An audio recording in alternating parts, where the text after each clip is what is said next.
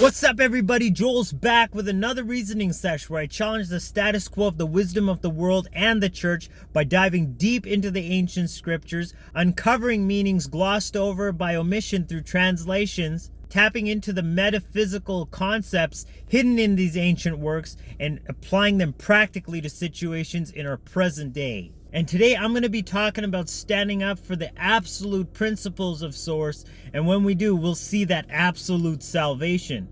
Come now and let us reason together.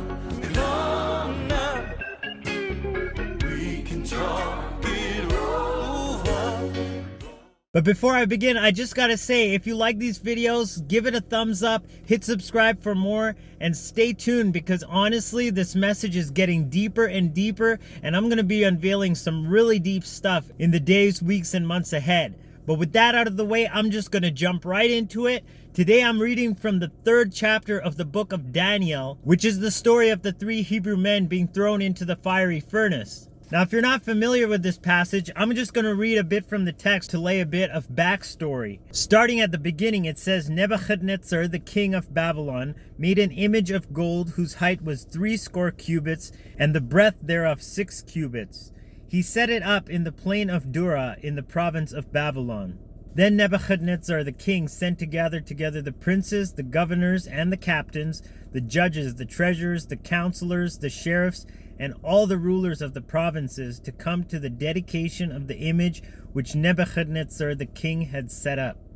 Then after they'd all assembled, it says, Then a herald cried aloud, To you it is commanded, O people, nations, and languages, that at what time you hear the sound of the cornet, flute, harp, sackbut, psaltery, dulcimer, and all kinds of music, you fall down and worship the golden image that Nebuchadnezzar the king has set up. And whoso falls not down and worships shall the same hour be cast into the midst of a burning fiery furnace. So they had the whole orchestra there, and when they heard all this music, everybody fell down and worshipped the golden image. Wherefore at that time certain Chaldeans came near and accused the Jews. They spake and said to the king Nebuchadnezzar, O king, live forever. There you have flattery right there. But then they reminded the king of his order and the punishment that was deserving those who didn't obey. To which they added, There are certain Jews whom you have set over the affairs of the province of Babylon, Shadrach, Meshach, and Abednego. These men, O king, have not regarded you. They serve not your gods, nor worship the golden image which you have set up. Then Nebuchadnezzar in his rage and fury commanded to bring Shadrach, Meshach, and Abednego. Then they brought these men before the king. But then after inquiring of them, Shadrach, Meshach, and Abednego answered and said to the king, O Nebuchadnezzar, we are not careful to answer you in this matter. So they said, we're not going to sugarcoat it, we're just going to tell it to you like it is. And this is what they had to say. If it be so, meaning if you're going to execute us this way, they said, Our God whom we serve is able to deliver us from the burning fiery furnace, and he will deliver us out of your hand, O king. But if not, be it known unto you, O king, that we will not serve your gods, nor worship the golden image which you have set up. So right here, we actually see that they were so confident because the case literally was saying, like, you either bow down to this image or you stay true to the divine principles that you know Source embodies, which is imageless, nameless, formless, the source of all things named and formed. But then they go on to say, but if not, be it known unto you, O king. Does that mean that they were doubting or that maybe God wouldn't save them? Absolutely not. They're saying that even if that was the case, they still wouldn't bow because these principles of the causal nature actually transcend anything physical. And that itself is worth shedding this physical flesh suit for. Then was Nebuchadnezzar full of fury, and the form of his visage was changed against Shadrach, Meshach, and Abednego. Therefore he spoke and commanded that they should heat the furnace 17 times more than it was wont to be heated. And this, of course, was their brick furnace, where the Babylonians, They actually heated their bricks so hot that they actually glazified and turned into like glass. And they had some really cool colors that they were using to make these bricks. You can just research the Ishtar Gate and see that kind of imagery, which was the effect of the colors of the bricks they were using. But after heating the furnace 7 times hotter, he commanded the most mighty men that were in his army to bind Shadrach, Meshach, and Abednego and to cast them into the burning fiery furnace.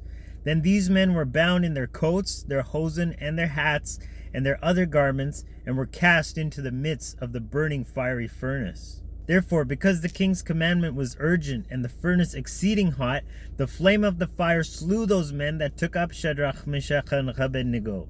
So there go the king's most mighty men to the heat of this furnace heated 7 times. And it seems much less likely that these 3 men would be able to survive when they were inside the furnace. Because it says, these 3 men, Shadrach, Meshach, and Abednego, fell down bound into the midst of the burning fiery furnace. But then the story takes on a really interesting twist. Because then Nebuchadnezzar the king was astonished, and rose up in haste, and spoke, and said unto his counselors, Did not we cast 3 men bound into the midst of the fire? They answered and said unto the king, True, O king. He answered and said, Lo, I see 4 men loose, walking in the midst of the fire, and they have no hurt, and the form of the 4th is like the Son of God. And when it says that 4th is like the Son of God, well, what is the Son of God? Well, in the Greek scriptures, that's Jesus the Christ. But check it out. These are Hebrew scriptures, and what goes forth out of God to create his Son? That's the Word. The Word is the seed that actually is embodied in that form of God, or that office of God, or that principle that God embodies as the Son. And this living logos, this Word, was the one that was there protecting these Hebrew men. Then Nebuchadnezzar came near to the mouth of the burning fiery furnace and spoke and said, Shadrach, Meshach, and Abednego, you servants of the Most High God, come forth and come here. Then Shadrach, Meshach, and Abednego came forth of the midst of the fire. And the princes, governors, and captains, and the king's counselors, being gathered together, saw these men, upon whose bodies the fire had no power, nor was a hair of their head singed, neither were their coats changed, nor the smell of fire had passed on them. So they didn't even have any sign that they had been through the heat of the furnace. You know, not only was their hair not singed, not only were their clothes still intact and not burned, but they didn't even have the smell of smoke on them. This is how extensively Source can protect those who actually stand for the principles of truth, of light, and of justice. So don't compromise just because the pressure's on.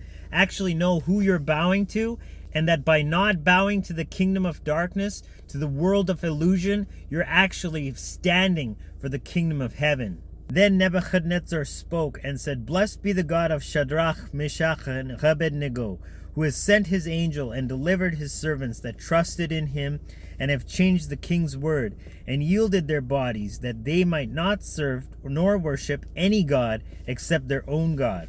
Therefore I make a decree that every people, nation, and language which speak anything amiss against the God of Shadrach, Meshach, and Abednego shall be cut in pieces, and their houses shall be made a dunghill, because there is no other God that can deliver after this sort. Then the king promoted Shadrach, Meshach, and Abednego in the province of Babylon. And that just goes to show that when you're standing for truth, you'll be that example that even the corrupt kingdom will have to acknowledge, and at the end of the day, you'll rise to a higher status than when you started. If you just play sheeple and allow all these mandates to walk all over you, well, guess what? You're not actually standing for the principles embodied in Source Creator, because you're still relying on the physical world and what they're telling you you can and cannot do. You know, it's also like the prophet Yirmiyahu says when he said, Cursed be the man that trusts in man, and makes flesh his arm, and whose heart departs from Yahweh. But then he says, Blessed is the man who trusts in Yahweh, and whose hope Yahweh is. Again, we can't be looking to the physical circumstances to dictate how we're going to think or how we're going to react to any situation. We got to transcend that and tap into what the causal reasoning behind any manifestation is. And from that perspective, react. And no matter how constraining it is, if we stick with that principle and we actually act on that foundation in our lives, we're actually going to create a fork in the road in regards to the trending manifestations. And only from there we can actually see a change or a shift in the circumstances that have accumulated around us. It's always a challenge to actually tap into something greater or something of greater potential. But once we do that, it's like taking a step of faith where it looks like you're walking out over nothing, but all of a sudden you realize that, hey, there's some ground here, and what I thought was impossible is now just the next step. So stand for truth and stand for light no matter what the circumstances are thrown at you, and you too will rise above it, and we can literally manifest who we've come here to be and be those agents in place for the kingdom of heaven when this whole situation overturns and we find ourselves on a new page with a new prophetic rage. Yeah, rage it up. Rage all you want. Good things are coming. Good things. So I love you guys. I'll check you in another reasoning sesh. Joel signing out once again. Agape. Salaam. Namaste. Shalom.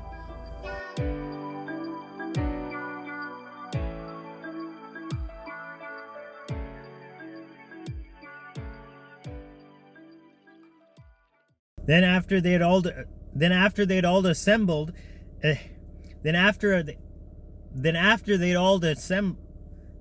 they'd all assembled, it says then